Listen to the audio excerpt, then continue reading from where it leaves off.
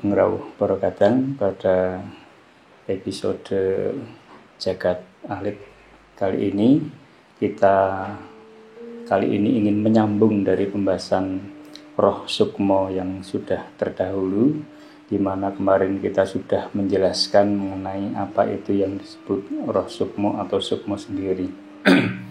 Para kadang pada kesempatan kali ini, pada paparan kali ini saya ingin menyampaikan, kemarin para kadang juga sudah dikenalkan dengan istilah rohwan.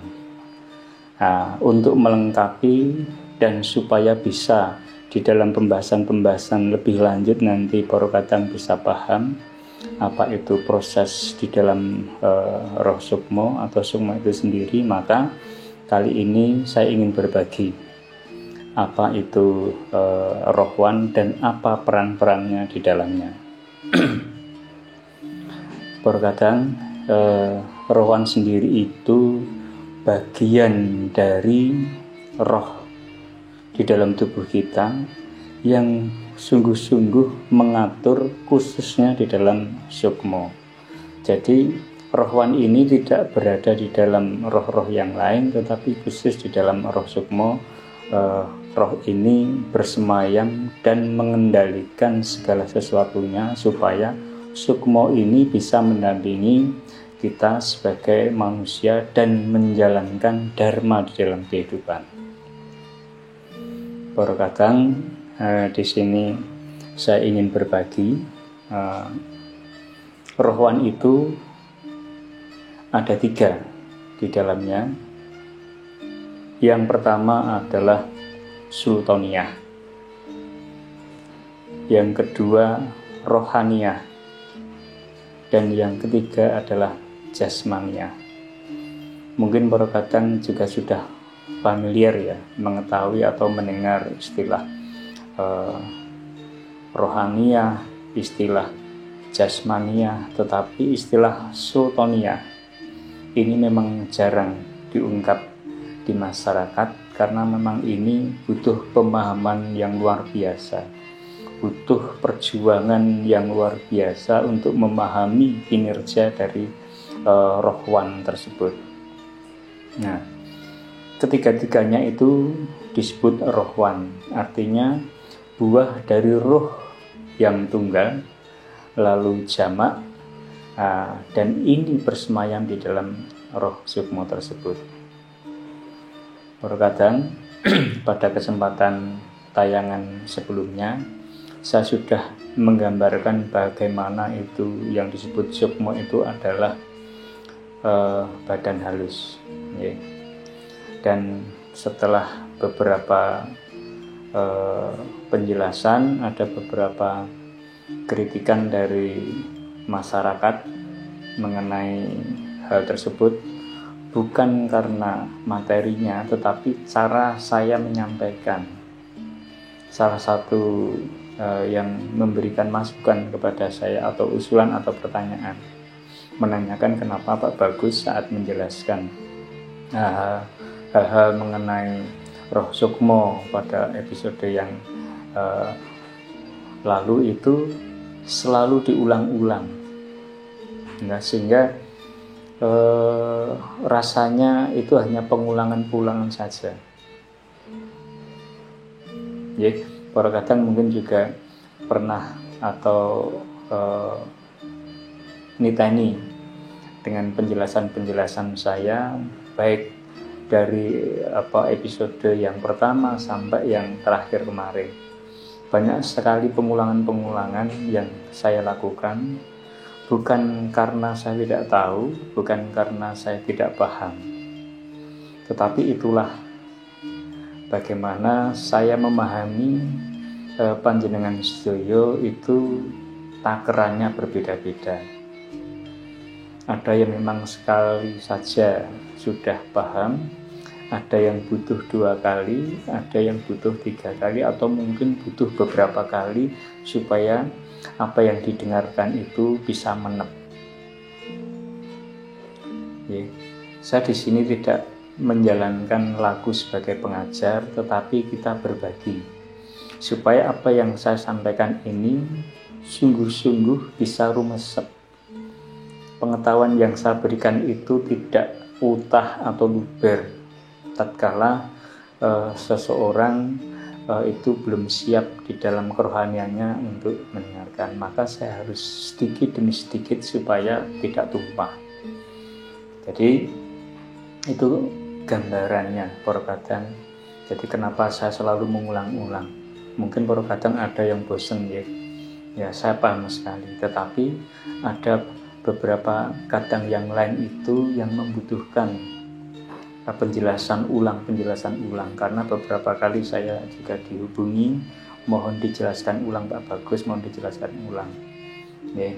Jadi di sini saya ingin menyampaikan supaya yang saya sampaikan benar-benar bisa rumesep, panjenengan sedaya bisa benar-benar paham. Nah, sehingga upaya saya mengulangi ini bukan upaya yang asal-asalan, tetapi upaya supaya panjenengan semuanya itu bisa pono nanti pada akhirnya. Ya, perkataan saya lanjutkan, dan sebelumnya saya terima kasih kepada para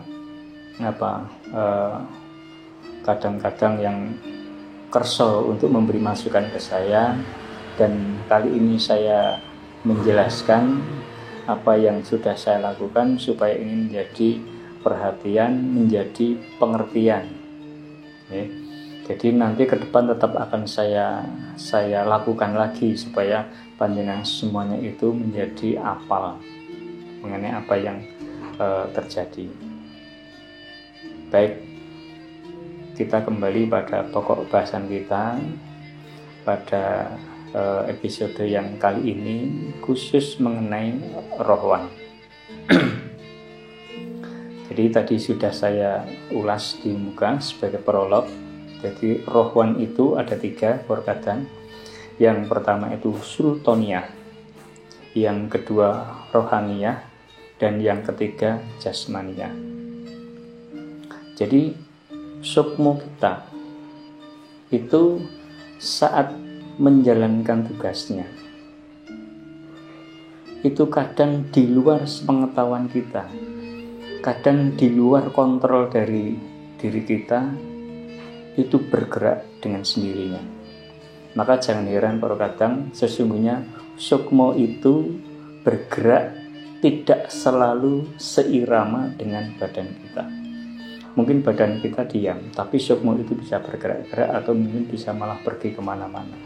Itu hal yang wajar. Jadi seolah-olah kembaran kita itu bisa pergi keluar masuk tubuh kita kehendak mereka. Nah, inilah yang ingin saya sampaikan, bagaimana saat sukmo ini bisa keluar masuk tanpa sepengetahuan kita, keluar masuk tanpa kontrol dari kita. Dan tentu saja ini adalah sesuatu yang dikendalikan oleh Gusti sendiri. Maka apa yang disebut rohwan sultaniyah itu adalah sukmo kita itu yang di dalam pergerakannya, yang di dalam geraknya itu langsung dikendalikan oleh Gusti. Jadi tidak ada campur tangan dari diri kita. Sungguh-sungguh murni Gusti yang ngersakake sukmo itu menjalankan sesuatu. Sukmo itu juga bagian diri kita yang amat sangat-sangat patuh terhadap Gusti. Mungkin tidak seperti kita. Kita ini kadang mungkin agak sedikit maido ya. Mungkin kadang kalau diperintah Gusti, kalau kita bisa mendengarkan, so kadang disemayani karena kita baru sibuk atau kita baru nanggung. Tetapi sukmo ini adalah sesuatu yang sangat-sangat patuh terhadap Sang Maha Pencipta, sangat-sangat patuh terhadap Gusti. Maka tadi di penjelasan sebelumnya sudah saya katakan bahwa sukmo ini adalah wujud badan halus kita yang menggambarkan bahwa tubuh kita yang suci murni. Nah, tubuh kita yang langsung benar-benar terkoneksi oleh Gusti sendiri. Maka roh Wan Sultoniah itu adalah sukmo kita yang dikendalikan, digerakkan oleh Gusti sendiri dan tanpa sepengetahuan kita. Nah, tentu saja apa yang dijalankan adalah sesuatu yang sangat baik, sesuatu yang memang sesuai dengan kehendaknya dan belum tentu sesuai dengan kehendak kita. Maka itu disebut roh Wan Sultoniah. Lalu yang kedua, misalnya yang pertama tadi, misalnya apalah Pak Bagus, apa contohnya roh Wan Sultoniah ini di dalam kehidupan kita sehari-hari? Misalnya sepele saja perkata, di dalam kegiatan sehari-hari kita sering tidur dan bermimpi. Jadi mimpi itu tidak bisa kita kendalikan, mimpi itu tidak bisa kita rancang, mimpi itu tidak bisa kita siapkan mengenai temanya. Semuanya itu berjalan dengan sendirinya. Semuanya itu sesungguhnya sudah ada yang ngatur. Apa yang tertangkap, apa yang terjadi di dalam mimpi itu bukan kejadian kebetulan. Nah, itu kejadian di mana sukmo kita itu dipertemukan di dalam sebuah peristiwa.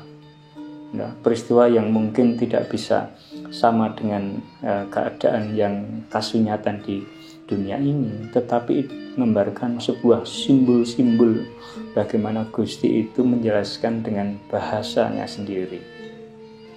Nah, tentu saja di dalam peristiwa mimpi itu adalah peristiwa di mana tiba-tiba kita bermimpi sesuatu padahal kita tidak menghendakinya.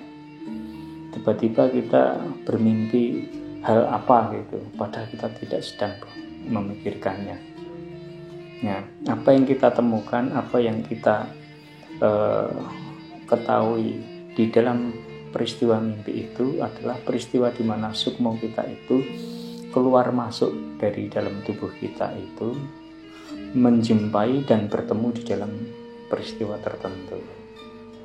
Dan ini kita tidak bisa mengintimidasi, tidak bisa merubah apapun di sana. Walaupun di dalam ilmu pengetahuan yang sudah dipelajari para kadang yang memang sudah pono dan pandai di dalam ilmu pengetahuan itu, ini peristiwa bawah sadar.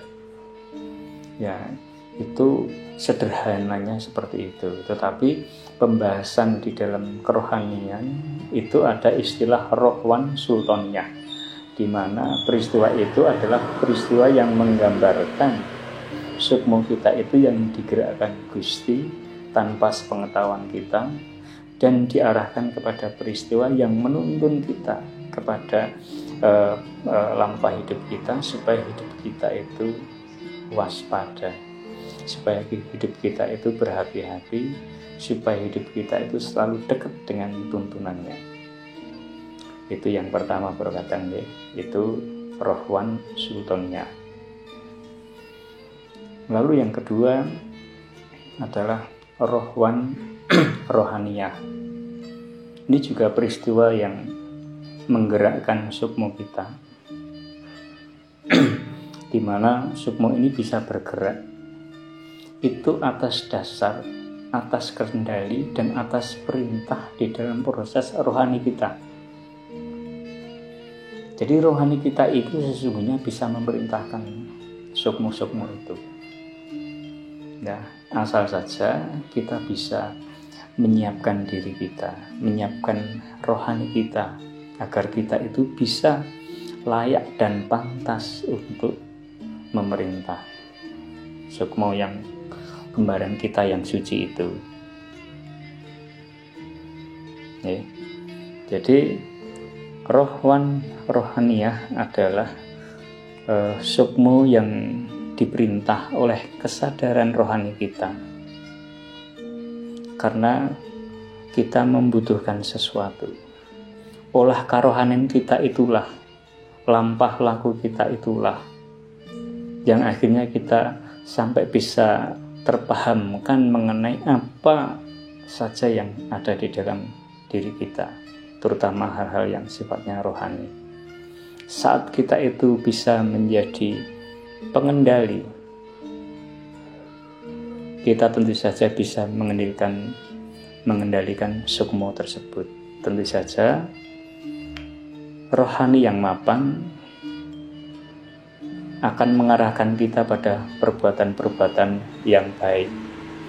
Jadi jangan sampai sukmo yang bisa kita perintah, yang bisa kita kendalikan itu untuk kepentingan-kepentingan yang tidak selaras dengan kersa dalem Gusti.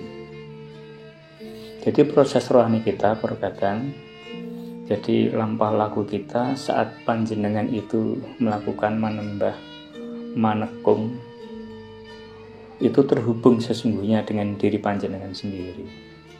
Saat terkoneksi, saat terhubung, dan hubungan panjenengan bisa menjadi sangat-sangat dekat, maka panjenengan itu dengan mudah bisa mengendalikan. Toh, sukmo itu memang diciptakan untuk mendampingi kita. Tapi pada saat kita tidak bisa memanfaatkan sukmo tersebut untuk lampah dan dharma kita di dalam kehidupan, alangkah sia-sianya. Hidup kita yang tidak begitu panjang, tetapi kita tidak bisa memanfaatkan apa-apa yang sudah disiapkan oleh Gusti. Jadi rohaniyah itu adalah sukmo yang bergerak, bisa keluar masuk di dalam tubuh kita karena kehendak kita, karena proses kesadaran rohani kita. Contohnya misalnya perkataan, ada salah satu dari perkataan itu yang pernah melakukan waraga sukmo. Jadi sukmo itu bisa kita keluarkan dari dalam wadah kita, lalu kita berjumpa dengan sukmo kita itu sebagai kembaran kita. Jadi jasad kita yang kasar bisa berjumpa dengan badan halus kita, keadaannya sama. Nah, peristiwa itulah yang menggambarkan bahwa sesungguhnya sukmo itu bisa kita perintah, asal proses di dalam kerohanian kita itu mapan, hati kita dunung dan nyawiji dengan Gusti. Karena sukmo itu milik Gusti, bukan milik kita. Nah, otomatis kita juga harus menyelaraskan dengan kersa-kersa dalam Gusti. Ya, kurang lebih begitu ya, paham ya para kadang ya. Jadi itu yang namanya rohaniyah. Lalu satu lagi ada rohwan jasmaniyah. Ya, dalam pembahasan sebelumnya sudah saya paparkan bahwa yang namanya sukmo adalah badan halus, nah, kembaran kita. Sukmo itu juga bisa keluar masuk dari tubuh kita tanpa kita kendalikan dan bisa kita kendalikan. Nah, kalau di dalam pembahasan pertama tadi itu langsung digerakkan, langsung dikendalikan karena kersa dalam Gusti, itu sotonia. Yang kedua digerakkan karena proses kerohanian kesadaran kita, itu rohaniyah. Yang ini adalah terhubung dengan daya penalaran pikiran kita, di mana pikiran kita itu mengendalikan jasmani. Ya, dengan kekuatan pikiran panjenengan semuanya, itu panjenengan bisa mengoptimalkan apa yang ada di dalam tubuh panjenengan. Saat tubuh panjenengan itu tidak selaras dengan kehendak panjenengan, tentu saja tidak akan bisa tercapai. Gambarannya, keinginan panjenengan begitu kuat, tetapi fisik panjenengan tidak bisa mengimbanginya. Cita-cita panjenengan sungguh luar biasa tinggi, tetapi kemampuan fisik panjenengan lemah, maka itu juga akan menjadi kendala. Nah, sukmo ini bisa membantu menyelaraskan apa yang panjenengan kehendaki di dalam proses pikiran jasmani ini. Kekuatan daya pikir panjenengan penalaran ini yang lewat peristiwa pikiran, perasaan, angan-angan, dan tindakan ini harus dilakukan terlebih dahulu supaya apa? Sukmo ini bisa mendukung. Tapi tentu saja yang keempat-empatnya itu harus lewat proses budi, adanya pemahaman tentang pikerti, pekerti, dan pakarti. Terkadang kenapa hal tersebut disebut rohwan jasmaniyah? Karena sukmo itu bisa dikendalikan oleh jasmani kita lewat kekuatan penalaran pikiran kita. Nah, saat kita mempunyai keinginan yang baik, saat kita mempunyai keinginan untuk berbuat baik, tetapi fisik kita tidak mampu menjalankan, maka disitulah sukmo bekerja. Maka sukmo itu membantu kita untuk menjalankan perintah-perintah yang sudah secara langsung tertuju pada sukmo tersebut. Maka sukmo tadi membantu jasmani kita. Nah, rogo kita yang lemah bisa menjadi lebih kuat lagi karena apa? Ada penopangnya. Ada yang membantu.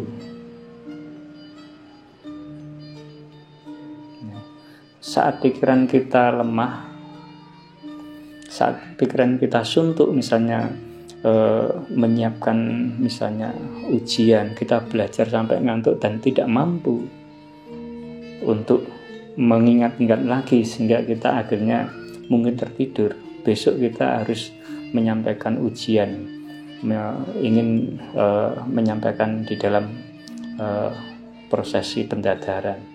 Apa yang terjadi pada saat kita itu terkoneksi dengan diri kita sendiri? Kita serahkan segala sesuatunya pada Gusti, maka ada keajaiban di mana pikiran kita yang awalnya itu sudah tidak mempunyai semangat, tidak mempunyai kepercayaan diri untuk menyampaikan materi yang ingin disampaikan, tiba-tiba muncul.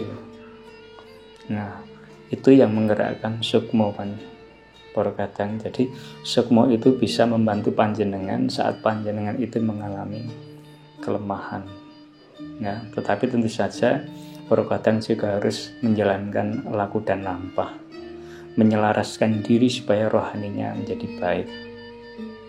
Nah, contoh peristiwa yang lain, misalnya saat ada salah satu kadang itu mungkin baru dikejar anjing, baru dikejar anjing, ternyata sudah panjenengan kepepet.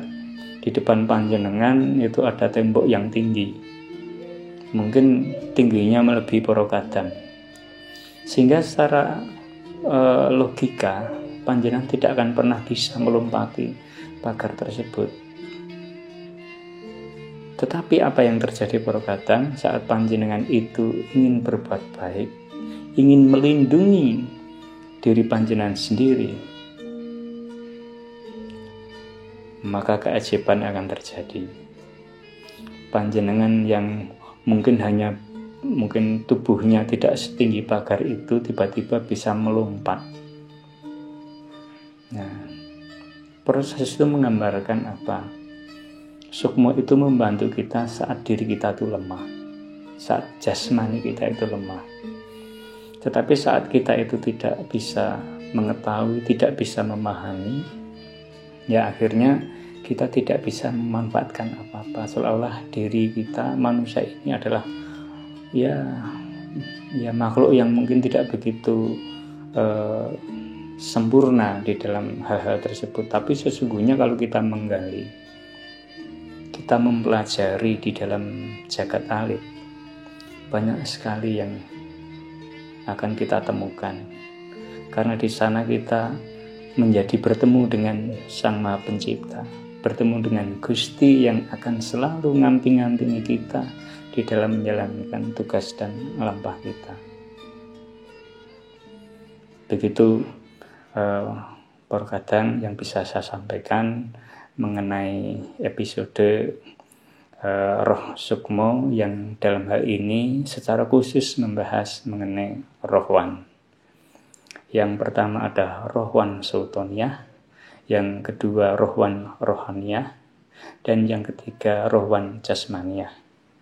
Begitu perkataan, semoga ini menjadi pengetahuan rohani panjenengan dan bisa memberikan peneguhan terhadap lampah laku panjenengan dan dharma panjenengan di tengah masyarakat. Selamat bertemu di episode selanjutnya. Perkataan, salam rahayu, sugeng sonten dan sugeng kepanggih malih.